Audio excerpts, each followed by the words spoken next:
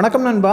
இன்றைக்கி நம்ம என்ன பார்த்துக்க போகிறோம்னா, ஸ்கல் கேண்டி பார்த்தீங்கன்னா இப்போது ரீசெண்டாக ஒரு ஒயர்லெஸ் டிடபிள்யூஎஸ் இயர்பட்டை லான்ச் பண்ணியிருக்காங்க. இதோட அன்பாக்சிங், இதில் என்னென்ன ஆப்ஷன்ஸ் இருக்குது, என்னென்ன ஃபீச்சர்ஸ் இருக்குங்கிறத தான் பார்த்துக்க போகிறோம்.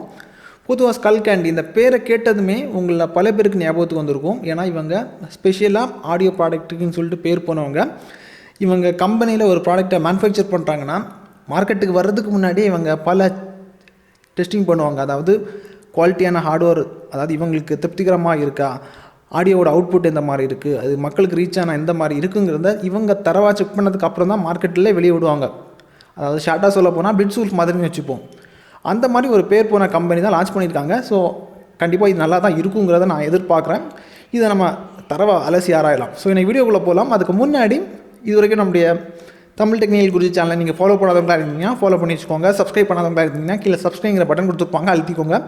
கூடவே பெல் ஐக்கான் இருக்கும், அதையும் டேப் பண்ணி ஆள் கொடுக்கும்போது நான் எப்பப்போ உங்களுக்கு இந்த மாதிரி புதிய புதிய ப்ராடக்ட்டோட அப்டேட் வரும்போது உங்களுக்கு உடனுக்குடன் நோட்டிஃபிகேஷனாக கிடைக்கும். நீ வாங்க இன்னைக்கு வீடியோக்குள்ளே போகலாம்.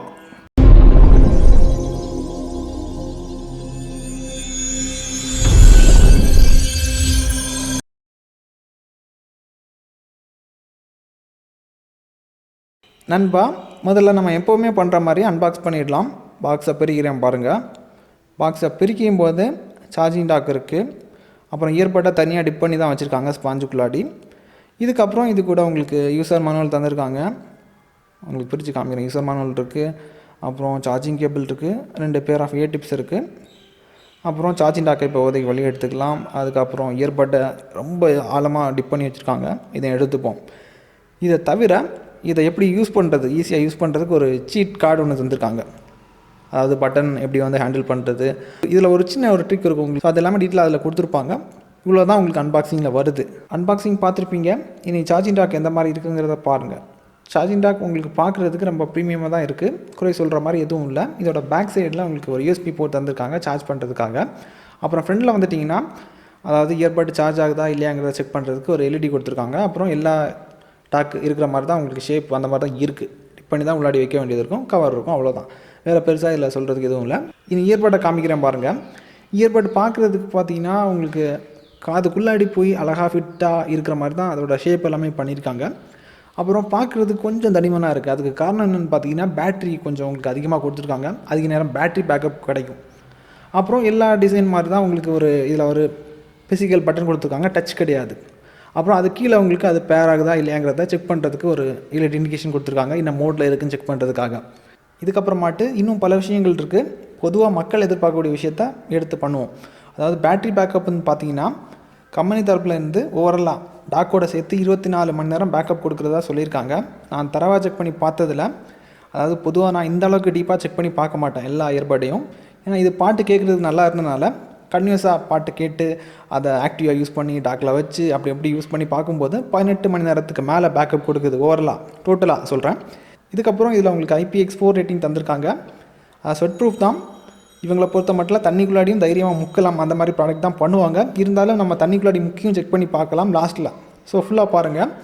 இதுக்கப்புறம் இதை நம்ம சோலோ பட்டாக பயன்படுத்திக்கலாம். அதாவது ஒரு பட்டை மட்டும் நீங்கள் ஃபோன் பேசுகிறதுக்கு மட்டும் பயன்படுத்திக்கலாம், அந்த மாதிரி ஃபெசிலிட்டி இருக்குது.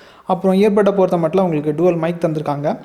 அதாவது ஒரு மைக் இருந்தாலே உங்களுக்கு எப்படி இருக்குங்கிறது தெரிஞ்சிருக்கும். டுவல் மைக் கொடுக்கும்போது நீங்கள் ஃபோன் காலெல்லாம் பேசுகிறதுக்கு ரொம்ப கிளியராக இருக்குது. தரவாக செக் பண்ணி பார்த்துட்டேன் நண்பா.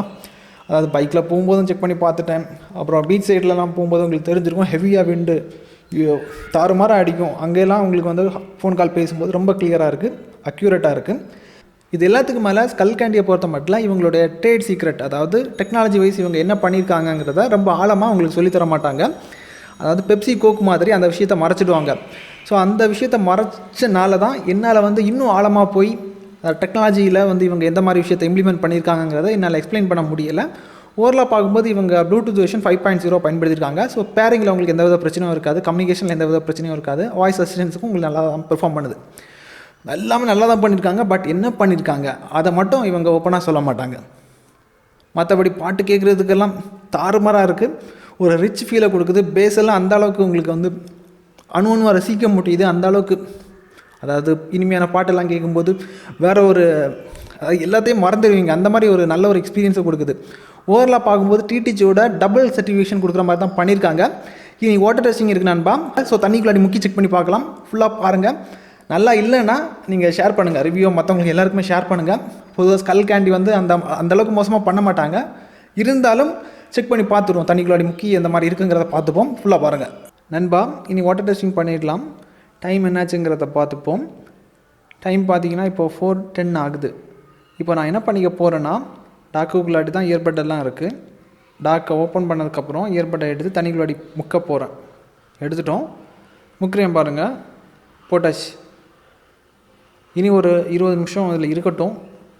பாஸாக மட்டும் வாங்கினால் போதும். இந்த பிராண்ட் மேலே பெரிய நம்பிக்கை இருக்குது, கண்டிப்பாக ஃபெயில் ஆகாதுங்கிற நம்பிக்கை எனக்குள்ளே இருக்குது. ஏன்னா ஸ்கல் கேண்டியோட ப்ராடக்ட் நிறைய நான் யூஸ் பண்ணியிருக்கிறேன்.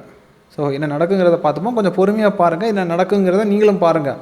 அதாவது மோசமாக இருந்துச்சுன்னா எல்லாருக்குமே ஷேர் பண்ணுங்கள், பாசிட்டிவாக இருந்துச்சுன்னா யாருக்காவது நல்ல ஏற்பாடு வாங்கணுங்கிற ஐடியாவில் இருந்தாங்கன்னா அவங்களுக்கும் ஷேர் பண்ணிக்கோங்க. இனி கொஞ்சம் பொறுமையாக வெயிட் பண்ணுங்கள்.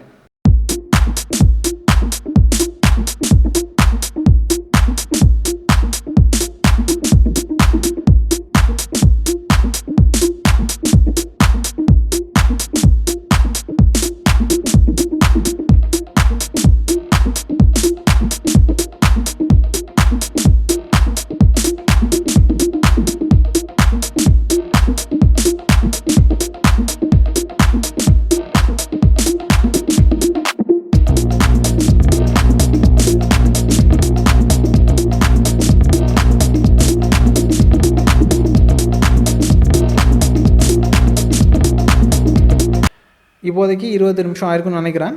டைமை பார்த்துப்போம் நண்பா. ஃபோனை எடுக்கிறேன், டைம் பாருங்கள், நீங்களே பாருங்கள். டைம் 20 நிமிஷத்துக்கு மேலே ஆயிடுச்சு. இனி நம்ம எடுக்க வேண்டிய நேரம் வந்துடுச்சு.